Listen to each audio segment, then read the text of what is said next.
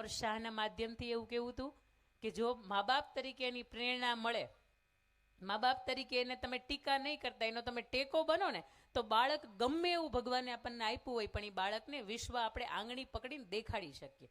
આ ખાસ કરીને મમ્મી તરીકે કે પપ્પા તરીકે એને નક્કી કરો તમે કે ભાઈ મારું બાળક ગમે એવું છે, ઈશ્વરે મને આપ્યું છે ને, હવે મારે એને વિશ્વ સુધી પહોંચાડવાની જવાબદારી મારી છે. એ બાળક પહોંચે, એ બાળક દુનિયા જોવે. કારણ કે એ બાળકને હું આંગળી પકડીને લઈ જાઉં ને દુનિયા અલગ દેખાય, પણ મા બાપ તરીકે તમે આંગળી પકડીને લઈ જાઓ ને તો એ શેરીઓ અને એ દુનિયા છે ને એને અલગ દેખાય. બીજી વાત મારે તમને કરવી છે દીકરીઓની. નાગરત્ના કરીને તામિલનાડુની એક આ દીકરી પોતાના મમ્મી છે ને ભીખ માંગવાનું, ભીખહરણનું કામ કરે. એમના પપ્પા આખો દિવસ દારૂ પીવાનું કામ કરે, એના મમ્મી ભીખ માંગીને જેટલા પૈસા આવે એમાંથી એના પપ્પા દારૂ પીને ઉડાડી દે. ગુજરાતમાં તો દારૂબંધી એટલે અહીંયા વાત ન થાય, પણ તામિલનાડુની વાત કરું છું, બરાબર ધ્યાને આપજો. આ કે દીકરી સવારથી લઈને સાંજ સુધીમાં એના મમ્મીની સાથે ક્યારેક શનિવાર રવિવાર હોય તો ભીખ મંગાવવા જાય, સોમવારથી શુક્રવારે ગવર્મેન્ટ સ્કૂલની અંદર ભણે, નહીં એને કોઈ છત, નહીં કોઈ મકાન, નહીં કોઈ વ્યવસ્થા, માત્ર 1 કે 2 જોડી કપડાં.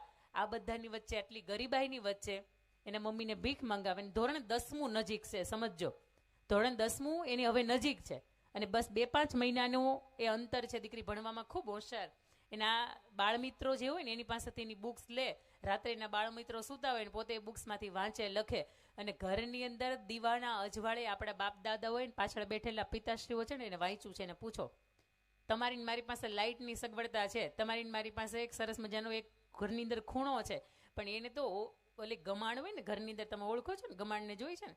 અમુક વાતો કરવા માટે મને અહીંયા વાંધો નહીં આવે, કારણ કે ગમાણ કોને કહેવાય તમને ખબર છે. એ ગમાણની અંદર બેઠા બેઠા કે બપોરે 2 કલાકની જે રિસેસ આવતી હોય ને, તો એની અંદર એ તે કેટલા રોટલા ઘડવા માટે, ભાત દેવા માટે તે અહીંયા એના જીવનની અંદર જીવ્યા છે.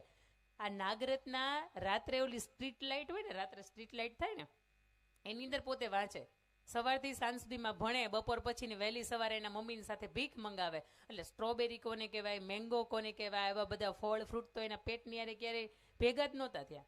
તમને મને જેટલી પણ સગવડતાઓ મળી છે એની 1% સગવડતા નાગરત્નાના જીવનમાં ક્યારેય નહોતી. એના મમ્મીને એવું પૂછે કે મમ્મી મારી જિંદગી તમારી જેમ આવી રીતે જ કાઢવાની છે? એટલે એના મમ્મી બહુ મજાની વાત કરે કે બેટા નહીં, તારા પપ્પા હવે એનું જે જીવન પૂરું કરવાનું તું એ કરી દીધું, મારું જીવન હવે કંઈક આવું છે.